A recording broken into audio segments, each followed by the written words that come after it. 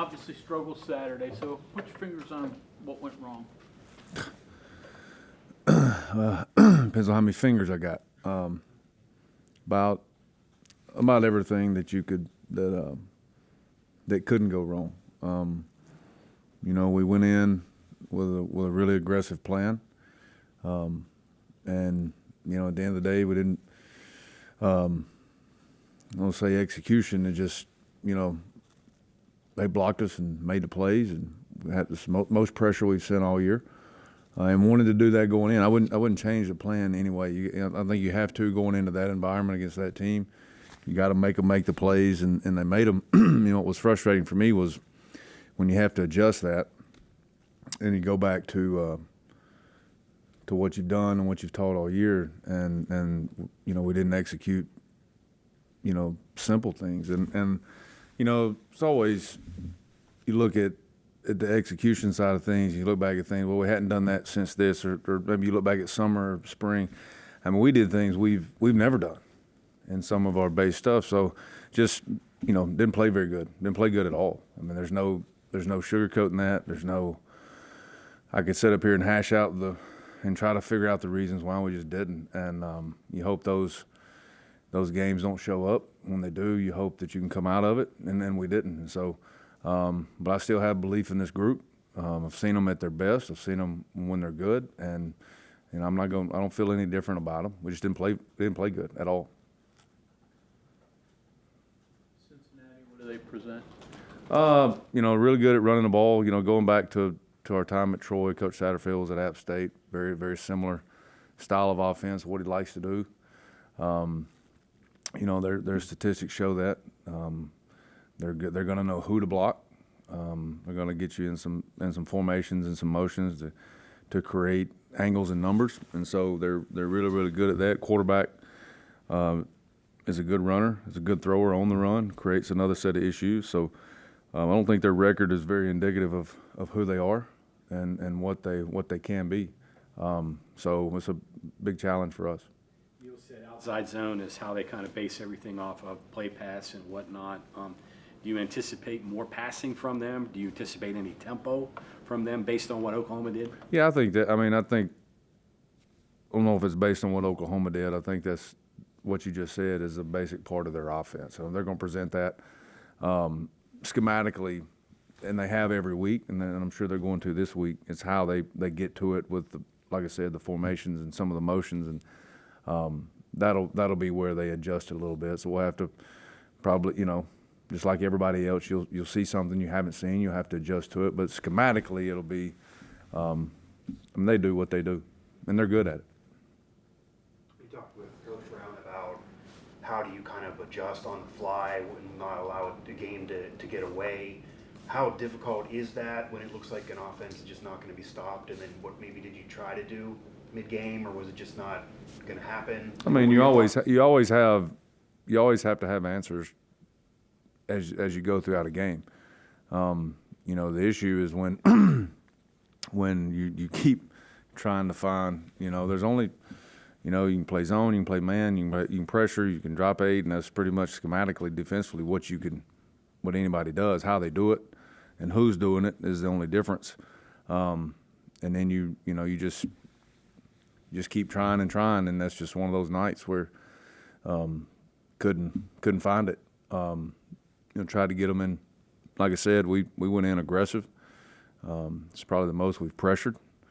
Like I said, they blocked us, and quarterback made the throws, made the plays, and so you adjust that, and it's the same thing. And so, you're not going to create new defense in the middle of a game. So, but you have your answers going in, and you're trying to find them any way you can. I kind of asked Neil about this. You look at you against Oklahoma State, you against Central Florida, and then they play each other, and it's exactly the opposite of what you might expect watching your game there. What happens in college football that changes things so much like that? If I had the answer to that, I wouldn't be sitting here. I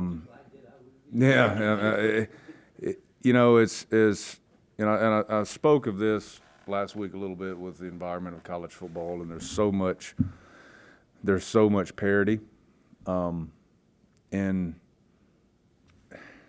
however you, honestly, outside of probably the top 5-10 teams in the country, and it's just a matter of from 18 to 22 years old, like how they're going to perform that day. I go back to last week. I thought defensively it was one of our better weeks of practice. I thought our preparation was good, but it doesn't matter till you get to kickoff and how you perform. And that game's a prime example of another opponent, and how that can change. And it's hot or cold, night and day, however you want to look at it. But like I said, if I had to answer to that one, I may be in this building, but it'd be in a different, in some kind of psychology role, so. Is it getting at all more difficult to kind of gauge how your team's going to play in your mind based on practice? Because you and Neil both have said you thought the practice was great this past week, and then the result was not. I mean, yeah, that's the only thing you got to go off of before kickoff. And it's, and like I said earlier, it really catches you off guard when you have, or you feel that you have a good couple of days or a good week leading up to a game, and then the whole, when you see it, and usually you see it in pregame, just with the demeanor or however you gauge that. But Saturday, honestly I didn't know it till kickoff, and I was just, you're just kind of like, what is this? And you do everything that you can, whether it's on the sideline, adjust, set them down, talk to them. You do all the things you can to try to find the answers. And I think it's just one of those things. Like it shows up, and some of the and it really you go back when you watch the tape, and it's just some of the mistakes that you make, and the mistakes and simple things that you constantly work. And a ton of things like you see against our offense does. We've seen spring, summer. But, at the end of the day, we have to go out there and perform, and we didn't. And so, but just got to be better. It just seems like the more difficult job these days is following success and wins. It seems like every time there's been issues or a crisis or a problem, you guys have rallied. But the hard part is when you're going through those periods when you're successful, right? Does that seem to be the issue? You could say that, and you could look at that same Oklahoma team and how they handle failure in the same way. It's the total opposite. And you don't. The tricky thing is trying to get a whole big group of people to understand what it takes 12 weeks, 13 weeks in a row to be at your best consistently, and that's the trick. And when you're not at your best, how can you find a way to get out of it or win? Not if whatever adversity strikes, just win, because it's going to. And that could be throughout a season, throughout a game, throughout a week, whatever it is. And so, and it's hard, and it's really hard when it, like I told Mike, like when it you shows up at kickoff, and but it's, you got to think, these, like, I didn't have to worry about this when I was a player. I didn't have the information and the kids have now, and a little bit of success. There's a lot they have to see, read, hear, all those things, and they have to be able to put all that aside, and it's really hard because it's constant. It's just constantly on them, being fed to them, whether it's social media, phone.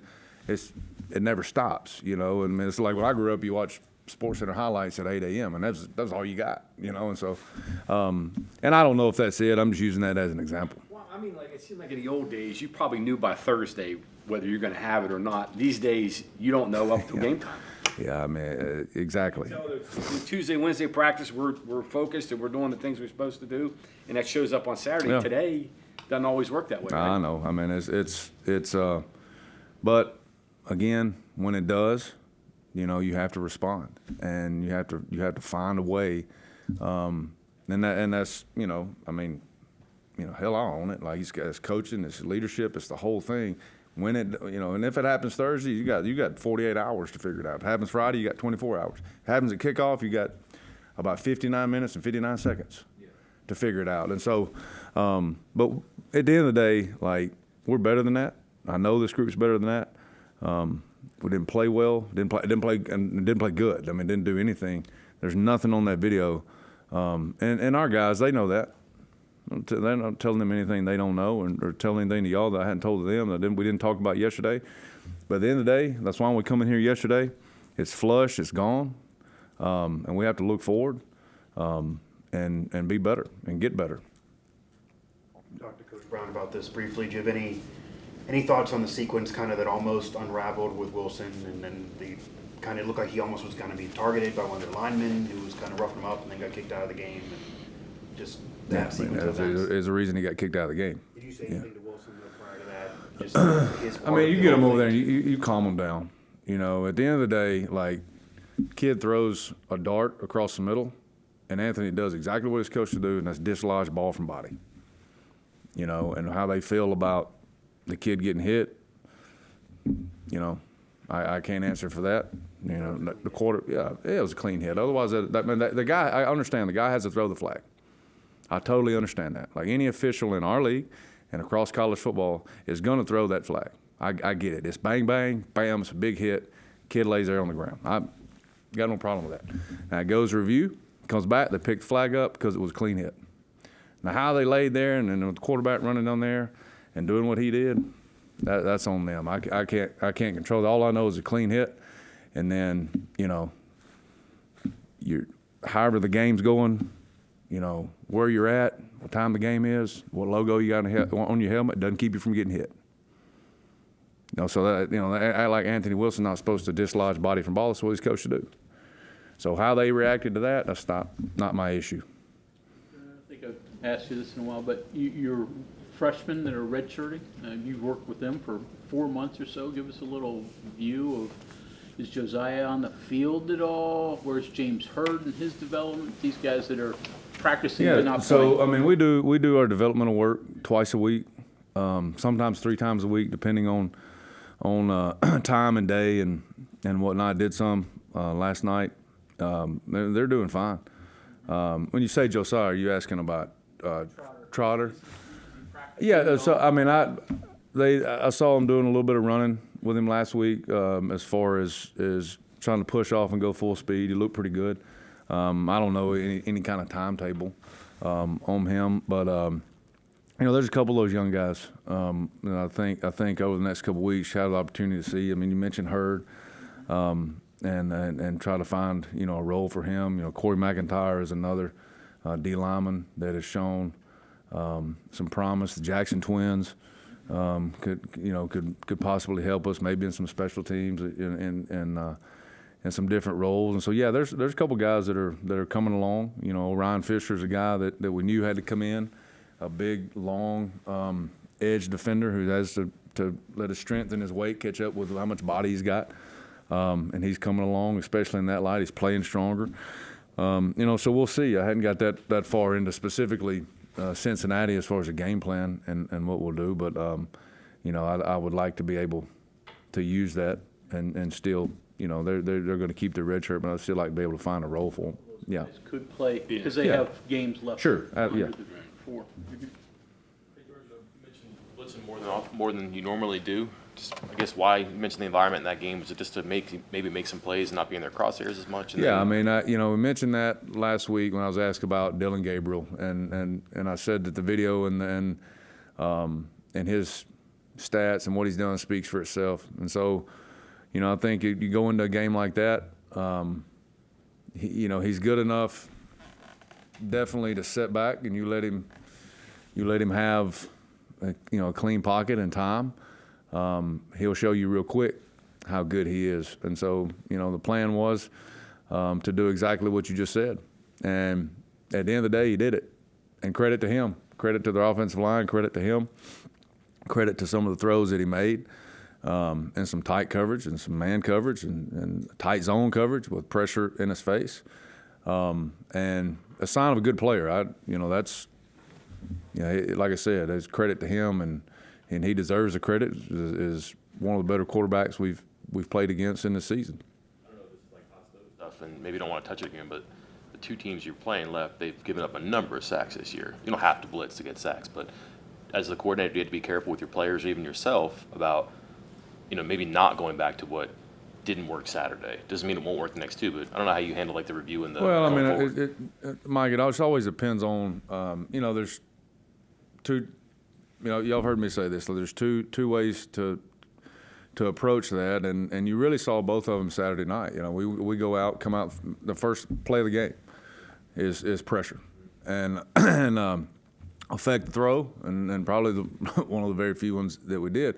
Well, then you transition to where we really didn't want to let them get, all right, inside the 5-yard line, because we knew it would be hard, because now you got a whole other set of issues, because that's where you get the quarterback runs and the +1 runs, and there's some pressures that are good for that, and there's some that you have to have, you have to get a number back to whatever that formation may be. You don't know what it's going to be till you get it. And they had two new schemes inside that, and again on those.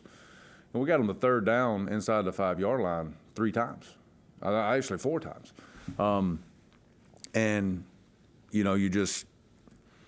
it's a quarterback, we call them +1 runs, and it's essentially man for man across the field when you do that. And like I said, some pressures are good, some pressures are bad.